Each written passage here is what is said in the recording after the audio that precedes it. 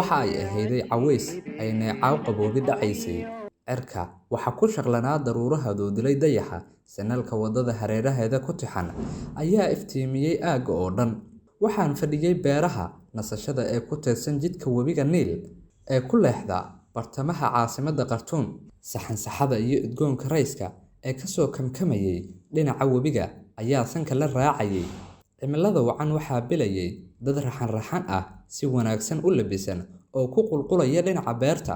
oo qoys iyo qof balahaa koob qaxwo ah oo ay soo hordhigtay gashaanti reer Itoobiya ee meherada shaaha goobta ku haysatay ayaa mar horeba laastay jawiga deegaanka ee ku jiray waxaa dhadhan u sii yeelayay koox dhalinyaro Suudaaneysi ah oo cuud ku tumanayay meel agteyda ah oo aan dhegta u raaricinayay heesaha dabacsan oo ay daroorinayeen lurka daltabyada iyo boholiyowga aan u qabay dalkii iyo dadkii ay igu sii kiciyeen barbaartaas dhulkooda hooyo ku damaashaadaya ayaan dabdamis uga dhigayay dhageysiga heesaha qaraamiga ah ee moobilka iigu jiray kuwaasi aan kolba mid saaranayay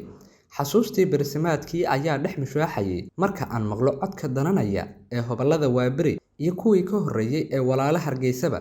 dananka dhegteyda soo gaaraya maxareedintii boqorka codka haa waa laftiisii ma hobal kale ayaa ka dubaaxiya dareenka nool ee fanka dhadhansada midhaha ibeer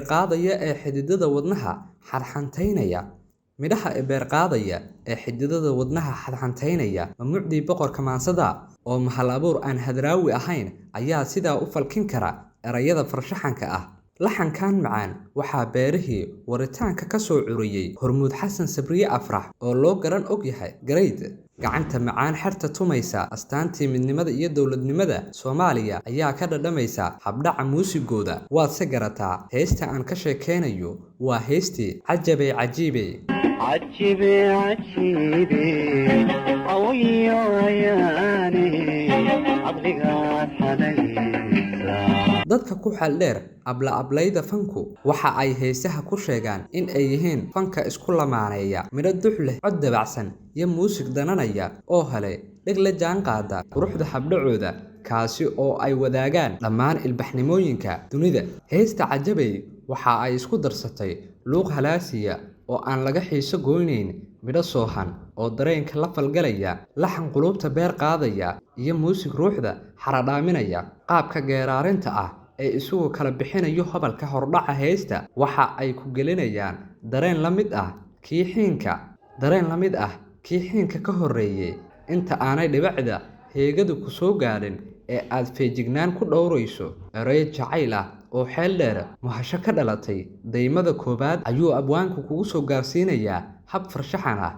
waa ashqaraar iyo amakaaga maya waa hoodiya ayaan bilicda aan arkayaa haa garaadkii baa xaday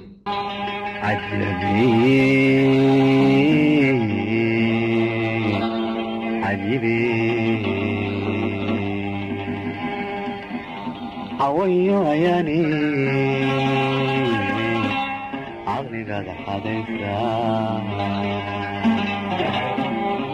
intaa kadib dhibicdii ayaa isoo gaadhay caydkiina wuu iqabsaday hormada koobaad marka laga hadlayo afmaldahana gaar ahaan qalabka ekeeyaha heesaha ugu qotada dheer haddii cod loo qaado aragtidayda waxa aan afarta kaalmood ee hore gelin lahaa heesta Cajabe sida geed caleenlo sayla guyaal badan iyo heestii guuleed ma jooga ekeeyaha heesta ku jira waxa uu inta horeeto kaga duwan yahay waxa uu abwaanku ka leexday qaabka hal abuurada kale oo aad u adeegsada ereyga sida hadraawi wuxuu soo kordhiyay laba eray ee kala ah cad waxaad wadaagtaan iyo biyo wada cabteeno oo qurux iyo curin cusub ku kaabaya heesta waxa aad biyo wada cabteen ama aan laga garan geed dhulkii barakeysnaa ee calmadow iyo buurtii daallo ku yaala oo aan abaar iyo oon arag waa geed dhirta kale ka muuqaal qurxoon oo ay hoobaan bislaatay rucub u soo laalaado ubaxa ayaa kor iyo hoos midba bajaad ah u sharaxay caleentiisu waa ay sii hadoodishay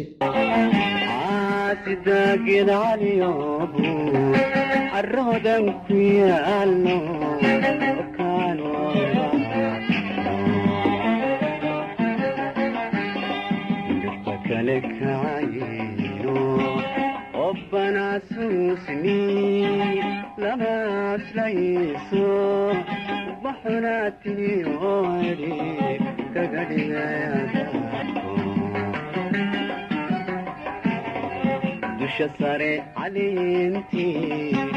dhibkays la gaadhaa biya wada cabtiino. Harmada labaad jilidii koobaad ayaa idlaatay, muuqaalkii labaad ayaa daahyada laga qaaday. buur iyo waqooyi ayaynu joognay. Iminka waxa uu abwaanku ina hor keenayaa hawd cad. waxaad wadaagtaan inan yahay dhulka oo cosubka iyo cagaarku isa simay, oo aan meel bannaan oo cagta la saaro lahayn. maya ee waad ka qurux badan tahayba dhulkaasi barwaaqada ah oo ay goor casar gaab ah daruuruhu dul joogaan. cadceedda iyo dayaxana oo midba cidhif ilayska ugu sii daray, oo fallaaraha qoraxdu inta daruurihii ku dhaceen midabada habiya heegada ku fidiyeen ayaa la mid tahay.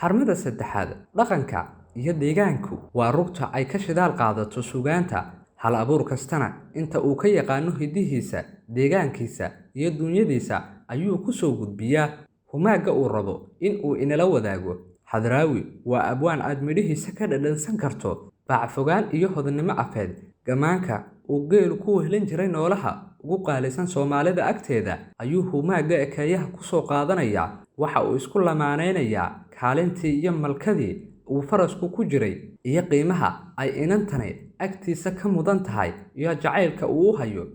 sida faras dheereeya xilliga duulaanka oo ninka wata ku arsado kuna ciil baxo, ayuu raggu u tartamayaa xulashadaada. haddii xitaa aan dhab ahaan ku waayo, hadhkaaga iyo awaalkaaga ayaa ila nool oo maankayga ka bixin.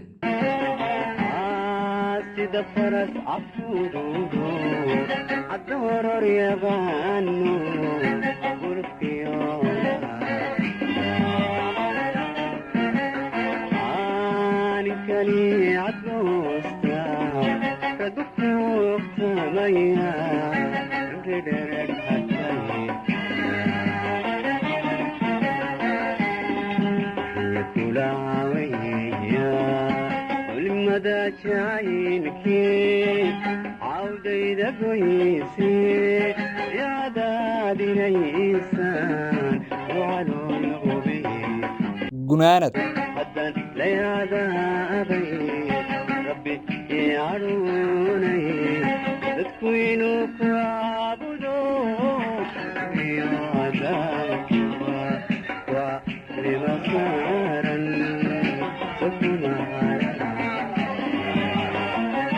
abwaanku wuu afeeftay. waxa uu dhahay haddaan lay cadaabayn, waayo waa xaaraan in cid aan isaga ahayn la caabudo. waxa aan dadka ku odhan lahaa heblaayo caabuda, laakiin taasi ma samaynayo oo alle ayaan ogolaanayn. heystani waa hibadii boqorada fanka. waxa ay ku waari doontaa xusuusta iyo maanka ummadda Soomaaliyeed, gaar ahaan inta isjecel oo ku dhayi doona daqarada cishqiga. sidoo kale inta ruuxdooda dabacsanaanta iyo dadnimo jacaylka la rabta ayaa kaga sifayn doona qulubtooda xumaanta iyo nacbaashaha. Hadraawi iyo Xasan Gareyd cimri dheer iyo caafimaad allaha siiyo. hobalkii heystan inagaga farxiyay Tubeec oo hooygii nagaadiga u guuray, allaha u naxariisto. noloshiisa adduunka wuu ina jeclaa, darteenna hibada ugu qaalisan ee uu alla ku manaystay oo ahayd codkiisa ayuu inoogu deeqay, balse sidii aynu rag horeba u hoojinay ee aynu ugu abaal dhacnay ayuu inoo sagootiyey, isagoo aanan inaga helin gacantii iyo weynaantii uu inooga baahnaa, gaar ahaan maalmihiisii ugu dambeeyey ee ifka oo uu qurbo dagaal kula jiray xanuun haleelay.